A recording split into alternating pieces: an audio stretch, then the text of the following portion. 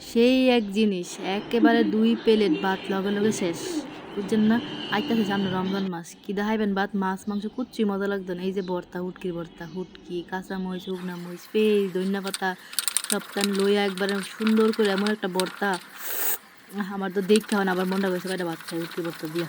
যাই হোক, এমনি ভর্তা বানায়া রোজার দিন হায়া দেখতারেন, অনেক মজা লাগবে। প্রথমে তো আমি মরিচটিরে ভালো করে বাইটটা লইলাম। আবার দেখতে মনে করেন না মরিচ কম দিছি, যেই কাঁচা মরিচ দিছি ধান্না মরিচ ভাই যেই পরিমাণে ঝাল। এই মরিচ, হুটকি, ধনিয়া পাতা সব একলগে দিয়া একবারে ফ্রেশ করে বাইটে লইতেছি বাইটটা।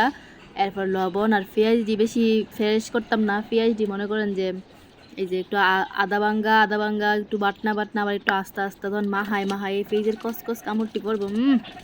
কি যে অসাধারণ খাইতে, এটা বানায় না খাইলে বুঝতেন না। ঠিক আছে, আর আমরা মতো যারা বাউন ভাইরা আছেন তারা তো মনে করেন হুটকির ভর্তা ছাড়া তারা চলেই না। হুটকির আইটেম, হুটকির ভর্তা, হুটকির তরকারি, হুটকির লাড়া। তবে এই ভর্তাটা হায়া দেখবেন মানে কি কইতাম, ধনিয়া পাতার দামও কম, কাঁচামরিচের দামও কম। ঠিক আছে, এদিক দিয়ে বানায় দেখবেন, এই যে কাঁচামরিচ, ধনিয়া পাতা, হুটকি মিলা যে একটা গ্রান, সেই রকম।